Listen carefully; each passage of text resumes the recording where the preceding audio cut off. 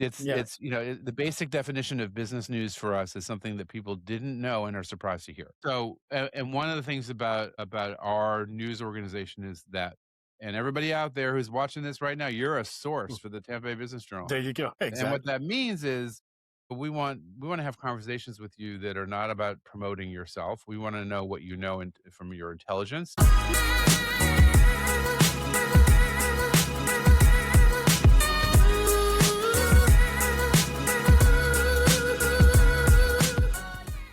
Welcome to another episode of Grab Coffee with Me, where great conversations and even better coffee meet purpose, leadership, and the people making a real impact in their communities and industries. This episode is caffeinated by Dowden Golf Solutions, your choice for portable golf experiences. Today's guest has spent more than 2 decades helping shape how the Tampa Bay business community stays informed. He leads the newsroom responsible for covering the region's most important business stories for the Tampa Bay Business Journal, both in print and online. This year marks his 20th year with American City Business Journals and his 22nd year serving as editor-in-chief in Tampa Bay, giving him a front row seat to the companies, entrepreneurs, and leaders driving our region's growth. He holds a degree from Hampshire College and a master's in print journalism from the University of Miami. Before moving into business journalism, his background was in public radio, bringing a storyteller's perspective to the way he approaches news and leadership today. Beyond the newsroom, he's also deeply involved in the community, serving as the volunteer chairman of the Florida Museum of Photographic Arts in Tampa. Please join me in welcoming the editor-in-chief of the Tampa Bay Business Journal, Alexis Muellner. Alexis, how's it going? Thanks for joining me. That's great. I'm doing really well. Thank you so Yeah. much for having me. Hey, I appreciate you being on. Are you a coffee person? Oh, That's the most important absolutely. question. It's unfortunately too much of one, but yes, Yeah, absolutely. yeah, yeah. Does it sound like it? Today, yeah, it does sound. Today, I went to a Greek cafe in Clearwater, Jew Street, Never called been there. Manos, I believe. They've been there for a long time, and I got a caramel latte. It's actually pretty good. They were highly rated. So, what is your go-to coffee So drink? I generally just grab and Starbucks in West Shore. You can find me there very early in the morning because Hmm. it's just some quiet think time. But I generally go for a grande Pike Place or Sumatra with just some half and half. Pretty old school, right? But once in a while, I'll go with my wife's go-to order, which is a grande blonde espresso flat white with an extra shot and almond milk, otherwise known as a quad, and that's her thing, and then once in a while, break the bank and have one of those. Okay, gotcha. Yeah, Yeah, you gotta save up for that, right? gotta save up for that. Pennies in the couch, as it So, were. Yeah. before becoming editor in chief of the Tampa Bay Business Journal, what experiences shaped the way you approach leadership and storytelling today? I'm lucky in and that I found, multimedia to as a very young person, Mhm. even as early as 7 years old. I got taken into a dark room, for example, and learned and had a passion for photography the minute I saw pictures coming up out of this very smelly chemical tray, and figuring out how an enlarger works in a dark room, and it just was fascinated with television and radio, and I just never been satisfied to do one thing. I have been a multimedia person since I can remember, and that goes all the way back. I grew up in Boston, and as a kid, did drama and theater, and learned a little bit about improvisation, and later did some improv work, and understand improv theory, the theory of yes and so all of that leads to just communications in general, Yeah. and a focus on communications work. And early on, it was, did TV as a kid actually in Boston on a couple of shows, and then, but in college, I always wanted to be a DJ, and so I had a radio show that was on Amherst College Radio in Western Massachusetts, and then Brandeis University, where my dad taught. I did a show there, and then whole bunches of experiences from doing sports reports on Mhm. KALX in Berkeley, California, to a pirate radio station in a dorm set with a transmitter set up in a dorm room in Miami. So I've just never been satisfied to do one thing, and telling stories as part of that. I mean, I learned how to do public radio, and that was sort of early stage part of my career where I worked for a national public radio news magazine called Crossroads that was about multicultural America and produced by a husband and wife team out of their Philadelphia home, and they moved to Miami in Mm. the late '80s, and that's actually how I found myself in Florida. Oh, okay. That part I did know. So I love um, the curiosity you have, right, and never feeling, uh, I guess, settled just in one thing. Would you say that is that the reason why you got involved in so many things so early on before this Yeah, role? I mean, I don't. It's hard to pinpoint why I just wasn't satisfied doing one thing. Hmm. I think I just got was fascinated with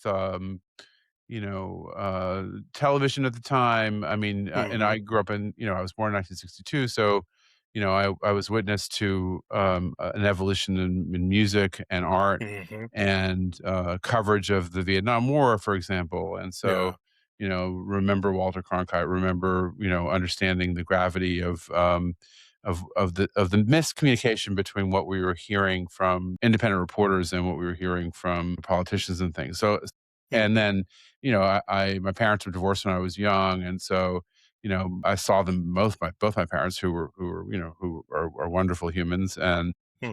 my mother's household was a little more oriented to what was going on politically, and so I got exposed, I think, Yeah. to a lot of the music, politics, happenings of the late '60s, early '70s, and then and that shapes,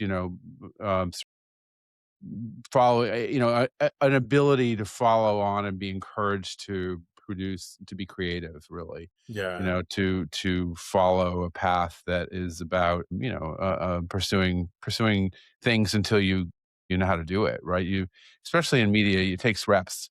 It takes Mm. consistent time and training to be able to do things well. And so, when afforded the opportunity, tried out, did some workshops in film that were way over my head and couldn't Yeah. get it, but still tried, and that sort of spirit has helped shape, the ability to have a bunch of different skills, which I'm grateful for. Yeah. So, what was your support system like, especially now having two households, right? You have your mom and your dad. How did they support your passions and your dream and things that you were chasing after? Yeah, I always got tons of support from both, and they were, it's the village concept, Hmm. would certainly everybody was around, and they had me. My parents had me young, so they were divorced before they were 30, and so I think that, and the only reason why I say that is that I think they were, their youthfulness and support of, my brother and I, and then my sisters later, was incredible. They just providing, understanding that, and space to do and follow the path that do what you love, the money will follow, right? Well, I Yeah. don't know, Yeah. sometimes Yeah. that's the case, but for me, I just always loved working in sound, and have done, and learning how to be a public radio producer at the time involved fine cutting with a razor blade. And my role for this NPR show Crossroads was about editing tape, with Hmm. a little grease pencil, and so to keep these little tiny slivers because of pieces of sound, otherwise it wouldn't sound right. And so I learned how to Yeah. edit tape, and have had, it's all about production quality and production values, right? Hmm. That strings all the way across from my photographic work to what I believe and expect of our team here at the Business Journal, to my own work. I just don't believe in doing things that are mediocre. I mean, I don't really know where that comes from, but Hmm. not to say that I haven't produced mediocre work, Yeah. but I just don't. It's just not fun. I Yeah. don't find any joy in, um, you know, I had one of my first editors of the Business Journal told me that at the time, and he moved on to other things later, but said the better is the enemy of just good enough. And so Hmm. I thought about that, and I just, I wasn't so into that approach.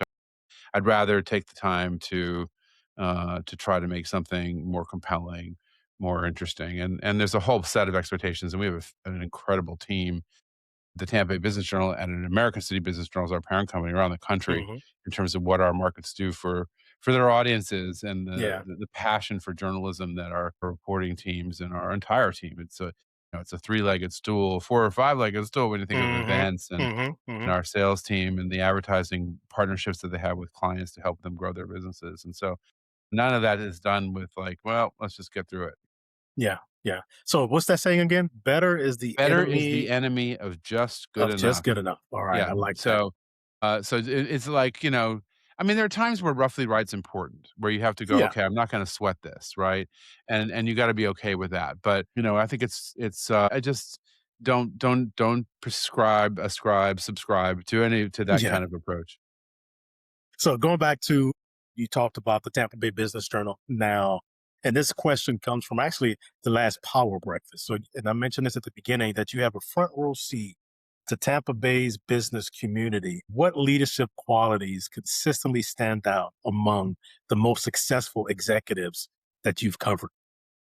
It's a great question. I think I'm privileged Hmm. to have the job I do that allows me to utilize some, we all have strengths and weaknesses. Some of mine are around connecting, and we're a connector and conveners. Part of my role as editor in chief is to connect with anybody and everybody who we serve, our audience, CEOs, the folks who want to be CEOs, but primarily CEOs, Hmm. leaders in the business community. And it's a responsibility made more so when in this community, the Tampa Tribune was acquired by the then St. Pete, now Tampa Bay Times. Times. It learned not too long after that even though we're a business to business news organization, people look to us to fill in some of those roles. And so we're a very energetic daily news operation, and that puts me certainly in touch with business leaders across the board. And the ones that are really you know in those positions and they're there for a reason. I mean, some CEOs crash and burn, some are there for a Yep. couple of years and they move on. We know success and failure are have their lessons each with equal weight. Hmm. Primarily the qualities are around empathy and listening and connection and gravitas. Things that are pretty obvious that you probably guess are those qualities, but Hmm. oftentimes, I hear about those folks having started in one career and then found a certain passion and really really were committed to working their way up through the ranks and then got a chance and made the most of it. And so it's all the qualities that we have seen and heard from other people about what makes strong leadership. But I have had a front row seat, and not a day goes by where I don't feel grateful and appreciation for the awesome responsibility that is to represent our company and us really well, to help people navigate why we're a news organization and not a promotional arm. We're not just here to tell people why a business has achieved 19 straight winning quarters. It's Yeah. great for your company and your shareholders, but it isn't news. And Yeah. so we over the most recent years have really tried to tell people what's the strategy behind that success. And that gets to your question. Yeah. A lot of it is about the humans behind, the numbers. Yeah. Yeah. Yeah. You mentioned, being, connecting and having these conversations with CEOs. What is one challenge you're hearing repeatedly from business leaders, whether it's this year it's kind of just started, but also 2025? What are they seeing? What are they saying? Well, it's always an ebb and flow, and it shifts Hmm. given the dynamics of the economy and the geopolitical order. We went through COVID. There was a different set of circumstances. Yeah. We went, and in this current moment, a lot of it has to do with talent and getting the workers and the workforce that people need. And because, I'm really interested in workforce, and we have, a terrific growth reporter, Brianne Williams, who covers workforce and workforce development. Strangely so, sometimes the audience is less interested in that, which is we find a little odd. Hmm. And it's kind of it's fine. You would think that they would want to know those strategies, but oftentimes they're interested in new food concepts and whether or not there's an opportunity. I mean, our value proposition is about helping businesses grow, make Yeah. connections, figure out who to work with and who not to. But these days, it's a lot about finding the talent that they need to achieve the results they have that they expect, And the fact is that the market itself has become more attractive for recruiting and bringing people in. And even now that you have the option of remote work, there is a whole, for those who can provide people with those opportunities, there is talent out there. Beyond the historically short industries like nursing, which had a nursing shortage for, I don't know, 12 decades. Yeah. And I think, that tends to be the thing. And then it's just a matter of cost, affordability for their workforce. I mean, it's not Tampa used to be considered, or the Tampa Bay region used to be considered affordable. It's been years since that's the case.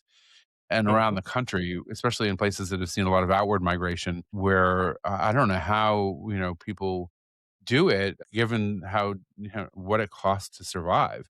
Housing issues, housing demand, and just surging price points for people and for young people.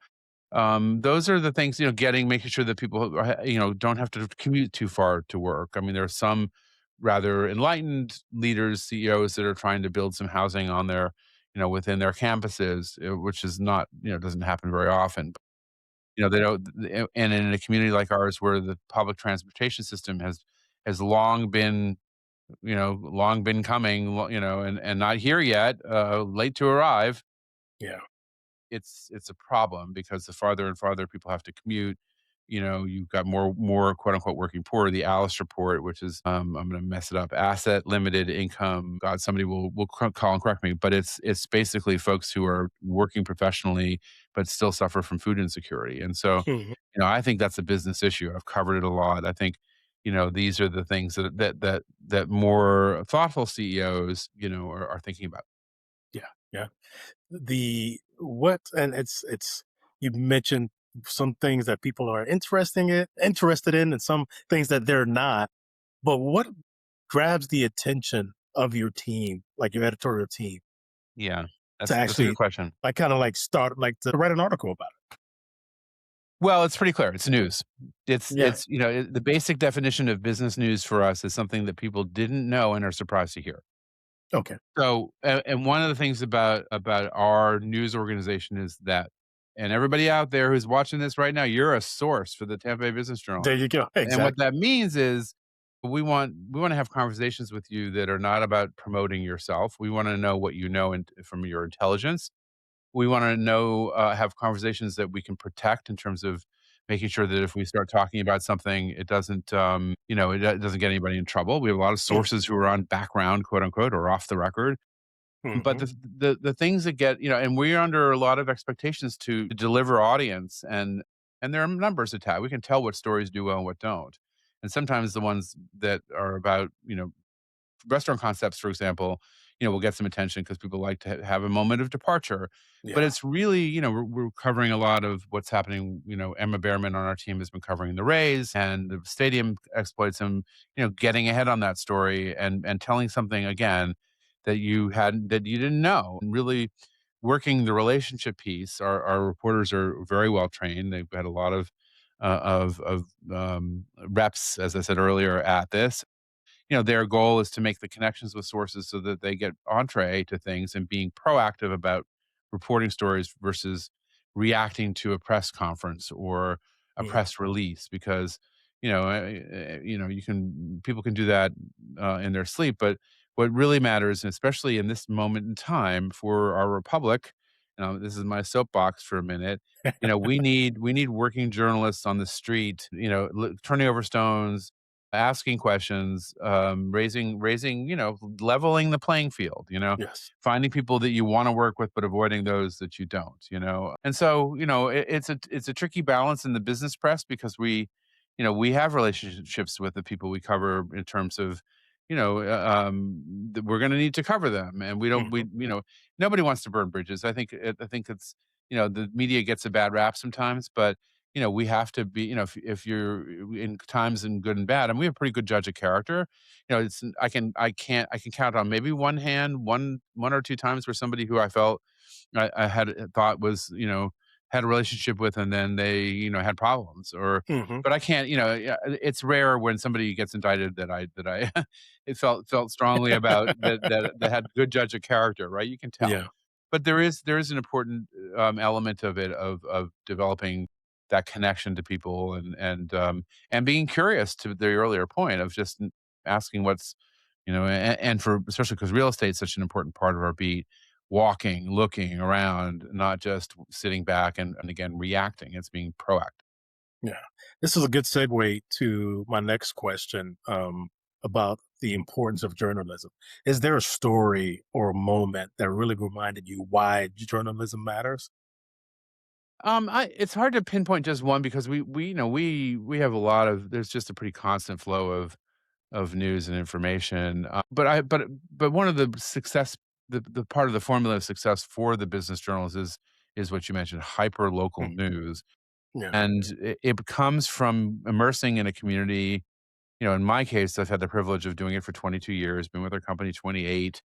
Oh, it's just, it's time to develop context and understanding, and people do wanna know what's going on in their communities, and I think local television news, my colleagues in those markets, they do a great job of doing the basics of their job, but they don't get a chance to go very deep sometimes. Some still do, and I applaud them for it, but they're under a lot of pressure to just, go fairly skin deep. Hmm. Those local news, and they're with less resources. They those reporters have to edit, bring their own cameras, and they work really hard, but they don't get to go too far in depth. And that's a challenge for us sometimes too, because we are a daily news organization with a weekly print edition that comes out every Yeah. Friday. It's Yeah. subscription based. We don't give it away for free, but our in return for that, what we promise is to provide stories that as much as we possibly can that you must have, because that in that respect, that's where the work comes in. That in turn makes our advertising, that much more valuable. And we're there. We believe in the church and state. And for those that don't know, a strong separation between advertising and sales. We support our ad teams immensely with strong editorial work that provides the credibility that makes that advertising strong. And so that's what my pet peeve is around organizations where it's mushy, it's fuzzy. You don't know if there's a pay for play, and Yeah. it's industry practice to tell people if this is paid content. And Hmm. there are some organizations out there that are not clear, and I find that awful. Yeah. So if you can't, those who are listening, if you can't tell, Alexis, he's constantly absorbing information and making decisions. How do you focus? How do you stay focused and avoid overload? Because there's a lot. Goodness, that's a great question because I Hmm. think the making decisions process and leading people is a constant work in Hmm. progress. I have learned to never get too comfortable with my own management skills. I'm always working at it, Hmm. trying to listen and react and adjust to the needs of my team. Over communication, under communication. I have bold thinkers on my team, decision makers as well. We try to delegate some of that. So the managing of information, though, long ago I stopped telling my team I get 1,000 emails a day. I don't know if that's quite what I get.